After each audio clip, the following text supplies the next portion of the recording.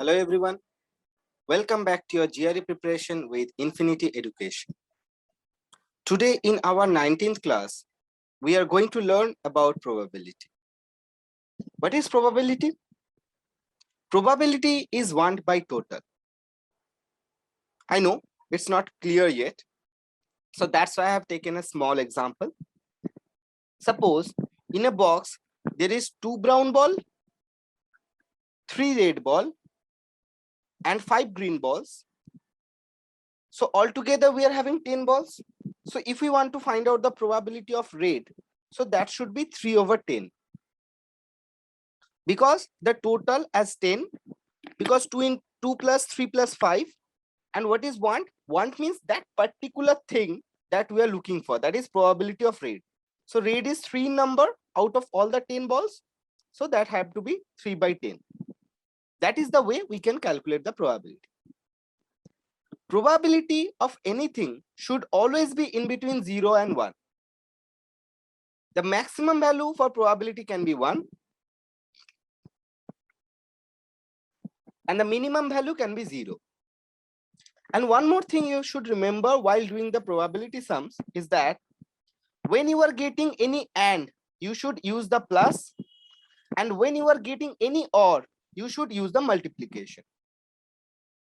Now to understand the concept of the probability, I have taken some example.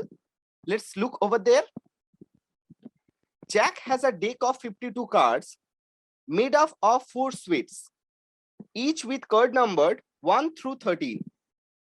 If he selects a card at random, what is the probability that he selects a 3 or a 7 or a 11? So Jack has a deck of 52 cards made up of 4 suites, and each card with number from 1 to 13. So we know in a card there are 4 different suites, that is spade 1 to 13, diamond 1 to 13, club 1 to 13, and heart 1 to 13. Now the question is, if he selects a card at random, what is the probability that he selects a 3 or a 7 or 11? So I am looking for probability of 3 or probability of 7 or probability of 11. So out of 52 cards, how many 3s are available? So we can know that 4 3s are available, 1 of spade, 1 of diamond, 1 of club, and 1 of heart. Or means multiplication, or means addition, as we have learned in the previous slide. So probability of 7, again 4 by 52, because total number of card is 52 and 7 is available 4 times. 1 with club, 1 with heart, 1 with spade, 1 with diamond. Again or means summation, and probability of 11, that is again 4 by 52, because 11 is appearing 4 times and total number of card is 52. So we are having total as 12 by 52, that equals to 3 by 13. So that is the answer to my question. I hope the question is clear. Now let's see with one more example. Mike flips a coin 4 times. What is the probability that he gets head on the first 2 throws and tails on the last 2 throws? So Mike is flipping a coin 4 times. The question is, what is the probability that he gets head on the first 2 throws and tail on the last 2 throws? So I'm actually looking for head and tail and tail. But before doing the sum, I need to know what is the probability of head or tail. If you toss a coin, you can have 2 different output, head or tail. So the probability of head should be 1 over 2, because head is coming once and there is total 2 output, head or tail. So that's why the probability of head is 1 over 2. Similarly, probability of tail should be 1 by 2 also. Now come to the question. So probability of head, that is 1 by 2, and means multiplication. Again probability of head, that is 1 by 2. Again and means multiplication. Probability of tail is 1 by 2. And means multiplication, and probability of tail is 1 by 2. So the total we are getting as 1 over 60. So the answer to the question should be A. That is, what is the probability that he gets head on the first two throws and tail on the last two throws? That is 1/16. I hope the question is clear. Now let's see one more example. A piggy bank contains exactly 6 dime and 10 quarter. If 4 coins are selected at random from the bank without replacement and the first 3 selected are quarters, what is the probability that the fourth coin selected is also a quarter? So we are getting a piggy bank contain exactly 6 dimes and 10 quarter. So dime equals to 6 and quarters equals to 10. If he selects 4 coin are selected at random from the bank without replacement. So 4 coin to be selected.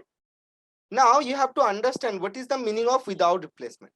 Suppose you are taking out something, you are putting it back. Again you are taking out something, again you are putting it back.